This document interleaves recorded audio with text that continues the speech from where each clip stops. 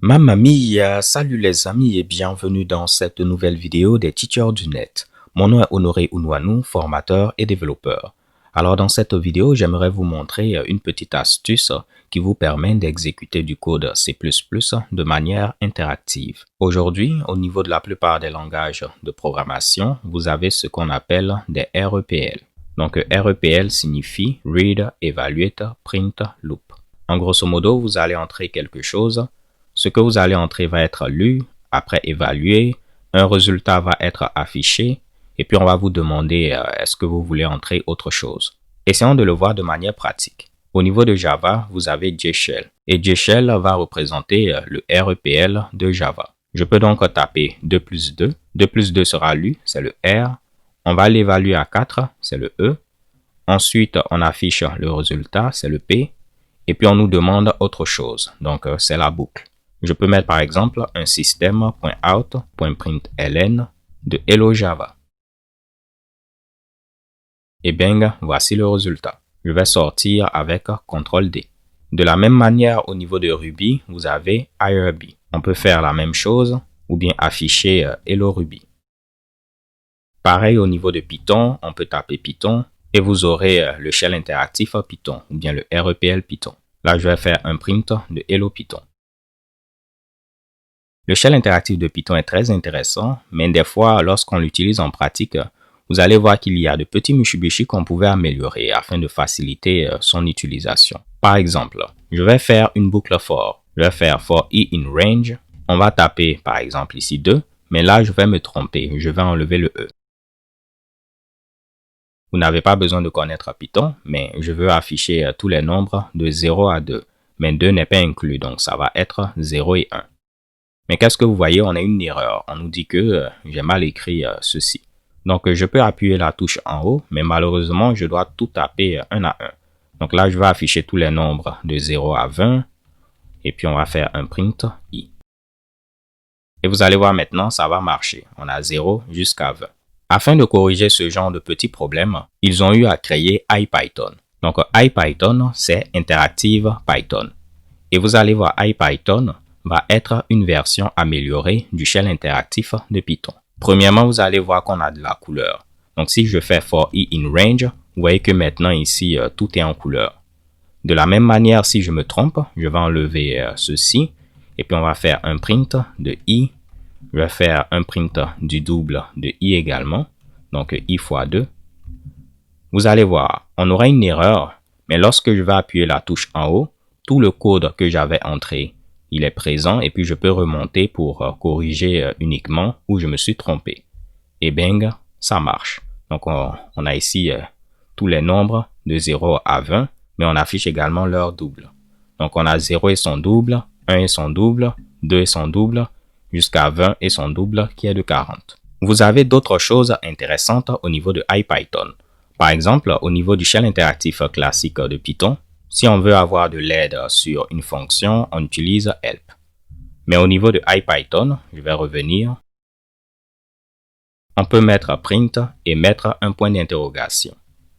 Et bang, on a de l'aide. Donc vous avez ce genre de petites choses là qui font que beaucoup de personnes préfèrent IPython au shell interactif par défaut de Python. Si vous êtes intéressé par IPython, j'ai déjà eu à faire une vidéo sur le sujet. Je vais mettre un lien en description.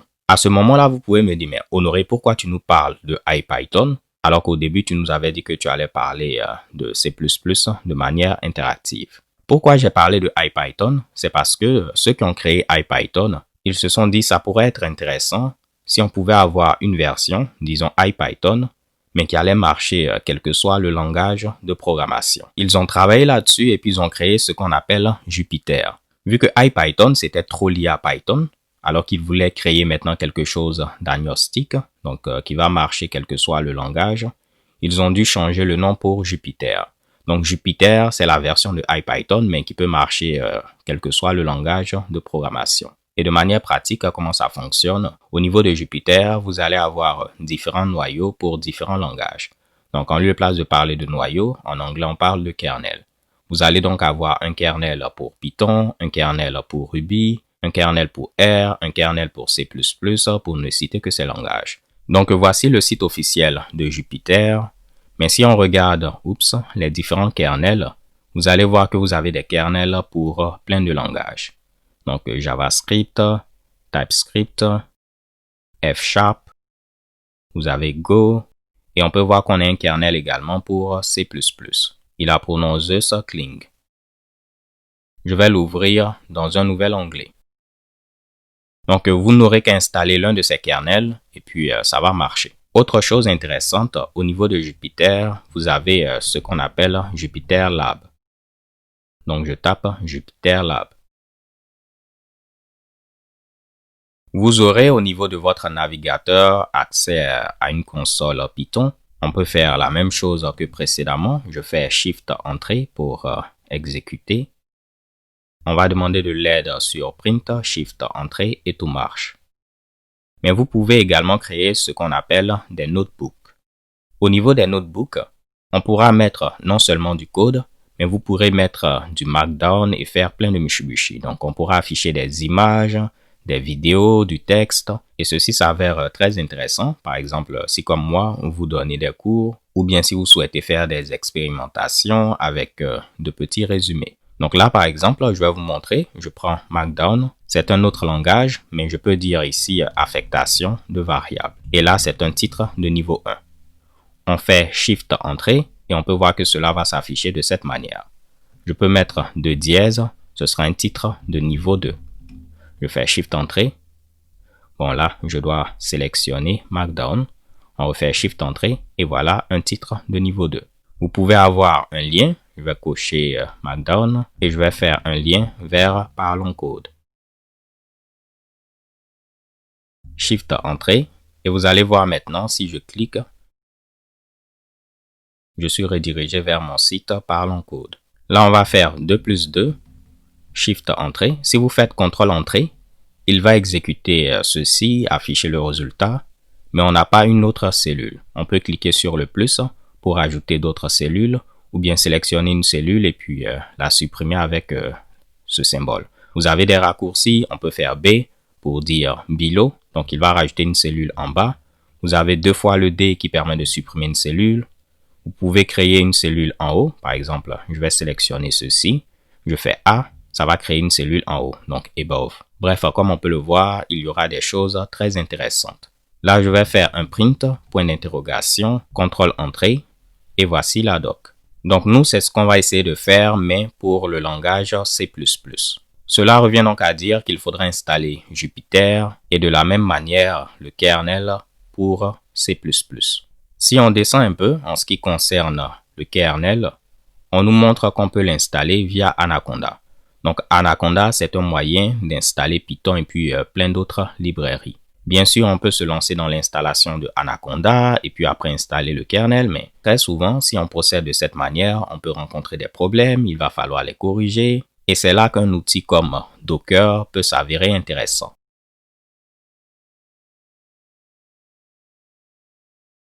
Si vous êtes familier avec Anaconda, vous pouvez installer Anaconda et puis installer Zeus Kling. Mais moi, je vais vous montrer un moyen simple de le faire via Docker. Pour ceux qui n'ont jamais entendu parler de Docker, pour faire simple, on va dire qu'il va nous permettre d'installer différents Mitsubishi sans pour autant avoir à se fatiguer. Donc, c'est un peu plus compliqué que cela. Et je compte faire une formation sur Docker si vous êtes intéressé. Mais ici, il va nous permettre d'installer Jupyter et le kernel Zeus Kling en 2 temps 3 mouvements. Il va vous falloir vous rendre sur docker.com, venir au niveau de Get Started et télécharger le client Docker. Donc, on peut le télécharger pour Mac, Windows ou bien Linux. Donc, moi, je l'ai déjà téléchargé pour Mac. Après, vous allez faire suivant, terminer pour l'installer. Une fois installé, vous pourrez lancer Docker et ceci va s'afficher tout simplement. Si vous voyez le truc vert, normalement, tout va bien se passer. Pour ceux qui ont Windows, normalement, ça va se trouver en bas. Vous allez regarder au niveau de la barre de tâches et normalement, vous allez voir l'icône du Docker Desktop. Mais moi, Docker a été installé et puis démarré. Je vais faire CTRL-C afin de couper Jupyter Lab et je vais vérifier en faisant Docker. Normalement, si Docker est installé et tout, vous allez voir ceci qui va s'afficher. Au niveau de Docker, on a ce qu'on appelle des images et ce qu'on appelle des conteneurs. Pour faire simple, c'est comme la programmation orientée objet. Une image, c'est comme une classe et un conteneur, c'est comme un objet. Donc, grâce à une image Docker, on pourra créer autant de conteneurs qu'on le veut, autant d'objets qu'on le veut. Et vous avez plein d'images qui existent. Si vous recherchez Redis, vous allez voir on a une image pour installer Redis. De la même manière, si on cherche Python, vous allez voir que vous avez une image pour Python. Vous recherchez WordPress, vous aurez une image pour WordPress. Nous, on va rechercher Jupyter. Et vous voyez que vous avez plein d'images pour Jupyter. Moi, celle que je vais utiliser, c'est Jupyter Minimal Notebook. Ceci va vous permettre d'avoir Jupyter qui sera installé. Et maintenant que Jupyter sera installé, on va pouvoir ajouter le kernel C++. Donc, on peut automatiser ce processus en créant un fichier Dockerfile. C'est un fichier qui permet de créer des images Docker. Et nous, on va créer notre propre image. On va dire, on va se baser sur Jupyter Minimal Notebook. Donc, from, et puis on met ceci pour dire qu'on va se baser sur ce Mitsubishi-là. Et une fois qu'on l'a, on va maintenant installer notre fameux kernel The Suckling. Et pour installer ce kernel, voici la commande qu'on est censé exécuter. Normalement, en installant, on va vous demander est-ce que vous voulez accepter. Nous, on va dire qu'il faut toujours accepter. Comme ça, on ne va pas nous poser de questions. Donc, basiquement, on se base sur Jupyter Minimal Notebook et on installe le kernel C++. Donc, une fois qu'on a maintenant le fichier Dockerfile, je vais l'afficher de nouveau. On pourra dire Docker, je veux créer une image que je vais appeler, disons, The Suckling. Donc ça, c'est le nom que je veux donner à mon image. On aurait pu mettre n'importe quoi. Et je vais dire mon fichier Dockerfile sur lequel tu vas te baser. Il se trouve dans le dossier courant. Donc je mets le point. Là, je vais rajouter également "-rm". Comme ça, s'il crée des conteneurs intermédiaires, il va les supprimer. Donc c'est un moyen de faire du cleaning.